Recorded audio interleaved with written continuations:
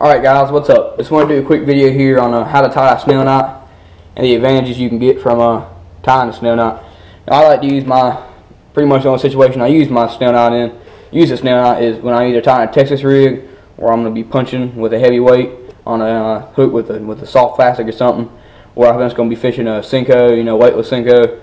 And sometimes I'll just fish it with, when I'm, I'll tie it when I'm bluegill fishing with small hooks and stuff, just because it has, I'll show you what it does here. It sets that hook up so you can get a better hook set. But go ahead and put my weight on here. I'm just going to show you how to tie it here on the Texas rig so I can show y'all what it does when you're fishing. But the way you want to start tying this knot is you want to push straight down like that. Get that line through the hook eye going downwards. And you want to get about that much tag. You want to have enough tag. And you want to make a loop right there by that shank. And you see I got line coming down the shank here. And then I've got a little loop here at the end. And you want to hold that loop with your fingers. And you're going to wrap this line around the hook shank about 6 times. 6, 7 times. How many times do you think is necessary to get this fish? I usually do 7. And you see you got a little loop there. You want to put that line through that loop. So now as you can see here, you start pulling. And you want to, on a hook offset hang like this, you want that knot to be right behind that eye. So you have to work it down there with your nail. And that's how you tie a snell knot, guys. You see it clenches all down right there. You don't have any problems with knot in front of your eye. And that's an advantage because, when you're punching with a, ½ ounce to 1 ounce, maybe 2 ounce weight, that weight keep on hitting your knot there. It'll eventually fray your line and can weaken up that knot and make you lose some fish. And you can use beads and stuff. That's what you usually have to do. But with this, you can just tie it straight onto the hook, and you got no problems there. And another good thing is it'll help your presentation. You see how that hook pops up like that?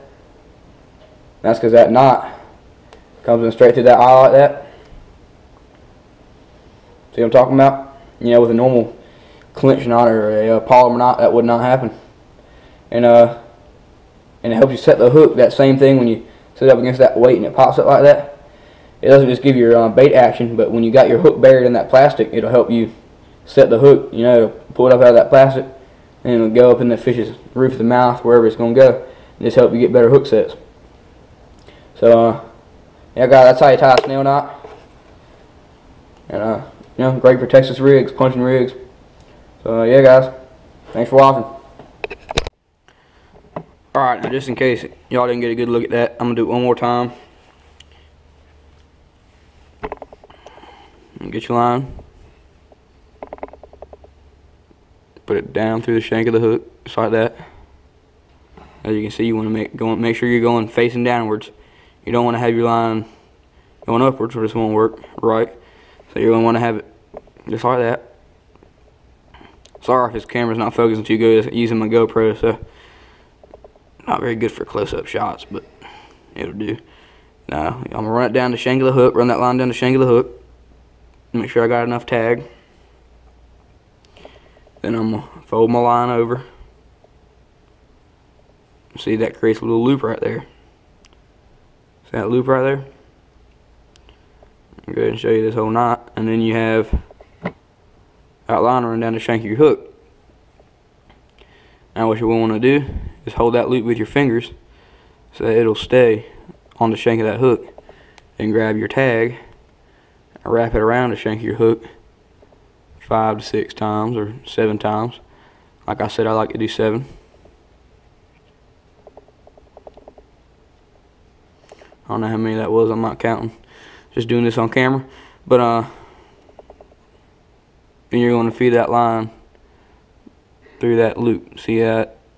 How it's wrapped around the shank there? You want to feed that line through that loop. See that there? Hold on. See that there? Not hard to see. But you see how that line's going through that loop? Then you just want to pull it tight. Oh, dang, camera's falling over. And you just going to pull it tight. And make sure you get that line Push down by that eye, and you got a clinch knot. And my camera to focus. And so you get a clinch knot right there, guys. Yep.